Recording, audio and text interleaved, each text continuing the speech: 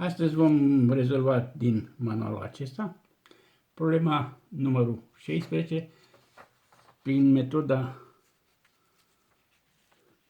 anterioară care am zis noi, am folosit așa, figurativă. Acum să citim problema. Deci dacă elevii unei clase sunt așezați câte doi în bancă, ar mai fi necesar 3 bănci. Adică asta înseamnă 3 bănci, înseamnă că sunt 6, 3 ori 2 fac 6 elevi care rămân în afara băncilor. Iar dacă ar fi așezați câte 3 în bancă, ar rămâne 2 bănci libere. Câți elevi și câte bănci sunt în clasă.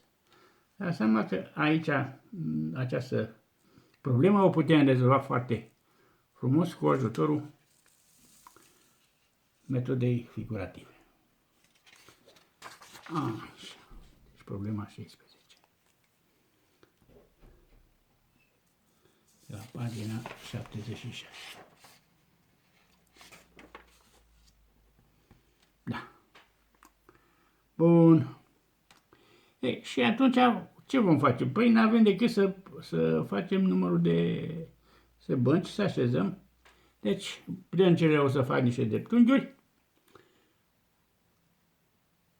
Așa. Una. Nu o să pot să le, că nici nu știu cât trebuie să fac. 2. Puncte, puncte, puncte. Și voi lăsa libere.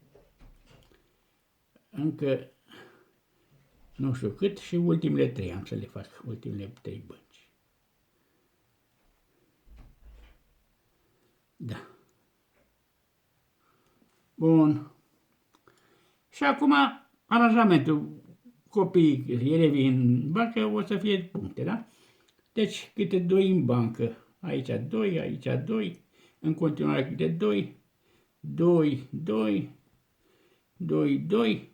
Și rămân... ar mai fi necesare 3 băci. Păi 3 băci înseamnă cât? 6 elevi, da? Ei pun cu ăla deoparte. 1, 2, 3, 4, 5, 6. Așa a rămas în afara băncilor. Bun. Atunci ce zic? Dacă nu merg câte 2 înseamnă că sunt prea puțini, n-am ce să fac, trebuie să-i pun câte 3. Fac exact același număr de... Adică tot același desen, da? Așa. Așa. Și ultimele 3 bănci, da? Bun. Și așez câte 3. 1, 2, 3, 1, 2, 3.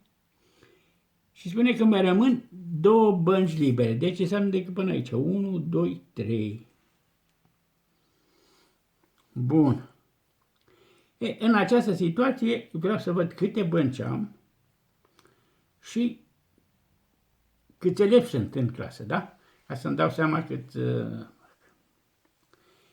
Și atunci mă gândesc, de fapt, când am început să așez în câte 3 în bancă, ce am zis?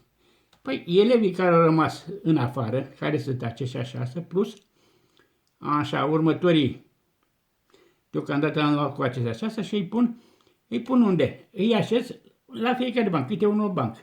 Aici îl pun deasupra. Și așa mai departe. Și în final îi așez eu și pe aceștia 4 și ultimul îl pun aici. Ca să am, observați, am numărul de bănci câte 3, da? Câți elevi am așezat noi aici? Câți elevi am așezat? I-am așezat i-am adăugat la băncile celelalte. Pe o dată 1, 2, 3, 4, 5, 6 și cu 1, 2, 3, 4. Deci 10 elevi. Aha, 10 elevi. Deci câte bănci sunt cu cei 3 elevi? Păi exact 10 bănci. Și am așa. Deci pot să zic așa. 6 plus 4 egal cu 10. După aceea 10 ori 3 egal cu 30 bănci, acum am aflat că acestea sunt 10 bănci, pentru că reprezintă, pentru fiecare bancă a apărut încă al treilea elev, da? Așa. Sunt și plus 2. Deci la clasă 30 bănci cu elevi.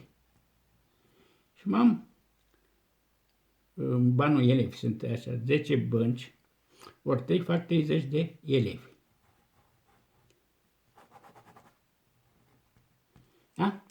Am avut 10 bănci, am zis, că au pus pline și câte 3 elevi. Sunt 30 de elevi. Câte bănci sunt? Păi sunt 10 și cu 2, 12. 10 plus 2 este egal cu 12 bănci. Bun. Hai să vedem dacă am dreptate. Dacă împart pe 30 de elevi, deci 30, așa, este egal cu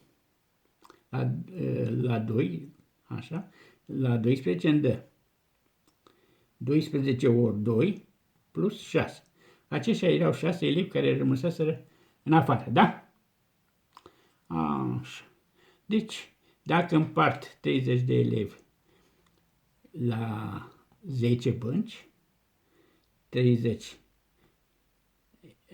împărțit la 10 este egal cu 3 elevi. Deci, e clar că ne-am pus câte 3 elevi s-au completat 10 bănci, iar când au fost câte 2, ne-am rămas 6 elevi în afară. Această problemă se poate face mai târziu, în clasa 7 sau 8, așa, cu ajutorul sistemului de ecuații, care și atunci o să vedeți voi că există o anumită dificultate în alegerea necunoscutelor. Dar dacă înțelegeți bine rezolvarea acestor probleme, în felul acesta, atunci sunt sigur că veți reuși să o rezolvați cu ajutorul algebrei, adică cu ajutorul sistemelor.